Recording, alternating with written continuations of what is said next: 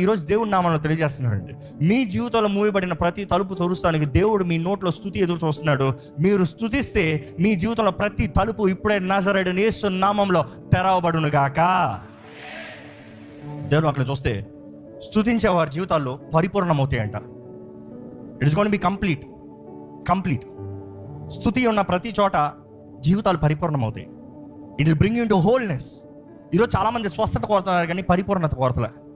వారి జీవితాల గాయాలు, అందరి జీవితాల గాయాలనండి, లేదని ఎవరు చెప్పలేరు. చిన్ననాటి నుండి బాల్యదినం నుండి ఎంతోమంది జీవితాల్లో హృదయాల్లో గాయాలు, తలంపుల్లో గాయాలు, మనుషులు చేసిన ద్రోహాలు, ఓడిపిన యుద్ధాలు, పోగొట్టిన కార్యాలు, గాయాలు ఎన్నో ఉన్నాయి. కారణం ఏంటంటే ఆ గాయాలు అలాగే ఉన్నాయి. ఈరోజు చాలామందికి, ఈరోజు కూడా చాలామందికి ఆ చేయి పెడతా నొప్పి ఉందేమో, పలానా పేరు ఎత్తితే మీకు బాధ ఉందా, పలానా మనిషిని జ్ఞాపకం చేసుకుంటే ఒకలాంటి మంట ఉందా, అయితే జాగ్రత్త, మీ జీవితంలో చాలా గాయాలు ఉన్నాయి. కానీ దేవుడు అంటున్నాడు ఏంటంటే, నేను నిన్ను నూతన పరుస్తా, I will renew you, I will make you whole. నిన్ను పరిపూర్ణం చేస్తా. చేయాలని ఆశ ఉంది, కానీ పరిపూర్ణం అవ్వాలంటే నీవు స్తుతించాలి. Only when you praise the thing that I have started in you, నీలో ప్రారంభించిన కార్యము సంపూర్ణం అవుతుంది. దేవుని వాక్యంలో మంచి ఉదాహరణ ఉంటుందండి. యేసు ప్రభు ఊరు నుంచి ఇంకో ఊరికి వెళ్ళేటప్పటికి ఆయనకి ఊరు బయట కుష్ఠరోగులు కనబడతారు. ఎంతమంది కుష్ఠరోగులు అంటే 10 మంది కుష్ఠరోగులు ఆయన ముందుకు వచ్చి కేకలు వేశారంట. ఈరోజు మనం వేసినట్టే, ఏమని, దావీదు కుమారుడా మమ్మల్ని రక్షించయ్యా, యేసయ్యా సాయం చేయయ్యా.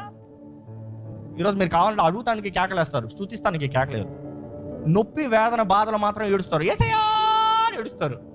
సంతోషంలో ఎప్పుడన్నా స్తుతి కృతజ్ఞతతో యేసయ్యా అన్నారా? ఎప్పుడన్నా ఆనంద బాష్పాలతో ఎంత గొప్ప దేవుడు అయ్యా, ఎంత మంచి దేవుడు అయ్యా, ఎన్ని గొప్ప కార్యాలు చేసావా అని ఎప్పుడన్నా ప్రార్థన చేశారా? నొప్పిలో నువ్వెక్కయ్యా, మరి అన్నీ చేసిన దేవునికి ఎప్పుడన్నా నా సర్వమై ఉన్నావయ్యా, నీకు వందనాలయ్యా చెప్పిన రోజుందా? That is the difference. ఈ కుష్ఠరోగులు 10 మంది ఆయన దగ్గరకు వచ్చి ఏడ్చారంట, స్వస్థపరిచయ్యా. యేసు ప్రభు ఒకే మాట అన్నాడు, వెళ్ళండి యాజకుడు చూపించుకోండి. They went their way. వారి దారిలో వారు వెళ్తా ఉన్నప్పటికే వారికి కావాల్సిన స్వస్థత వారికి కలిగిందంట. మనం చూస్తాము, ఒక్కడు మాత్రం 10 మందిలో ఒక్కడు మాత్రం వెనక్కి తిరిగి వస్తాడంట. వెనక్కి తిరిగి వచ్చి ఏం చేస్తాడో తెలుసా? డీసెంట్గా వచ్చి, దేవా నన్ను స్వస్థపరచు, థ్యాంక్ యూ, వెళ్ళొస్తా అన్నాడా? నో, తను వచ్చి కేకలు వేస్తూ ఆయన్ని స్తుతిస్తూ దేవుణ్ణి మహిమపరిచాడంట. విత్ స్క్రీమ్స్, లౌడ్ స్క్రీమ్స్, అందరికి తెలియబడే రీతిగా ఆయన వచ్చేటప్పుడు ఎంట్రీ కేకలు వేసుకుంటా వచ్చాడంట. నేను అనుకుంటాను ఆయన పరిగెత్తుకుని వెళ్తా శుద్ధుడైన తర్వాత 9 మంది వెళ్ళిపోయారు, ఒకడు మాత్రం వెనక్కి తిరిగి ఏం చేశాడు? దేవుని మహిమపరుస్తూ వచ్చే దారంతా కేకలు వేసుకున్నాడంట. ఐఎమ్ హీల్డ్, నన్ను స్వస్థపరిచాడు యేసు ప్రభు, నన్ను బాగు చేశాడు దేవుడు అని కేకలు వేసుకుంటా వచ్చాడంట. కానీ మనం ఒకటి చూస్తాం, యేసు ప్రభు దగ్గర వచ్చిన తర్వాత ఆయన స్తుతిస్తాం అంటే యేసు ప్రభు అంటాడు, your faith has made you whole, నేను సంపూర్ణం చేసింది. నువ్వు స్తుతిస్తున్నావు చూడు, నువ్వు స్తుతిస్తున్నావు అంటే నీకు విశ్వాసం ఉంది. నువ్వు విశ్వాసంతో స్తుతించావు కాబట్టి, నువ్వు నమ్మేవు, స్తుతించావు కాబట్టి పరిపూర్ణ కమ్ము, బీ మేడ్ హోల్, పరిపూర్ణుడు కమ్ము, శుద్ధుడు కమ్ము. It is be restored. ఈ మాట మీకు తెలిసి ఉండొచ్చు, మనం చేసిన ప్రాజెక్ట్ బీ సోజో అన్న మాట, ఆ పాలన్న మాట ఏంటంటే the root word is Sozo. ఏమైనా ఉంటుందంటే రిస్టోర్, హీల్డ్, కంప్లీట్, పరిపూర్ణుడు అవ్వాలి, సంపూర్ణుడు అవ్వాలి, స్వస్థత కలగాలి. ఆ మాట అంటే ఈ ఇతరులు స్వస్థపడ్డారు, ఇతరు కూడా స్వస్థపడ్డాడు కాబట్టే వచ్చాడు, మరి పరిపూర్ణుడు అవుతాం ఏంటి అంటే ఆ మాటకు అర్థం ఏంటంటే కుష్ఠరోగం అనేది దేహాన్ని తినేస్తుందండి. కుష్ఠరోగం దేహాన్ని తినేస్తుంది. ఈ 10 మందికి కుష్ఠరోగం స్వస్థత కలిగింది అన్నప్పుడు అప్పటికే చెయ్యి తినేసింది, ముక్కు తినేసింది, కాలు తినేసింది, లేకపోతే ఏదో ఒక తొడ తినేసింది.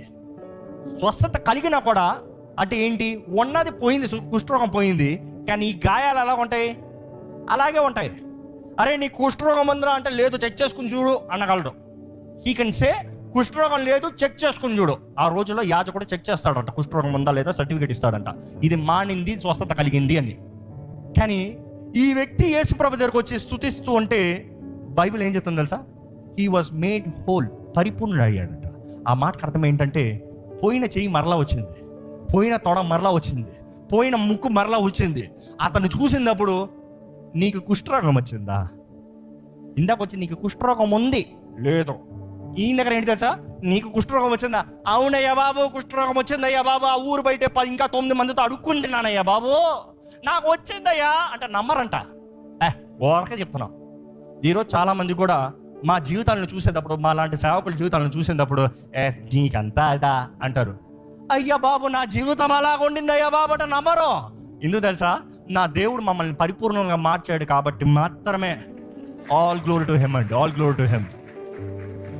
మనం స్తుతించేటప్పుడు దేవుడు మన జీవితాన్ని మారుస్తాడు. ఇతరులకి వి విల్ షో, నా జీవితాన్ని ఇలా చేసిన దేవుడు నీ జీవితాన్ని కూడా అలా చేస్తాడు.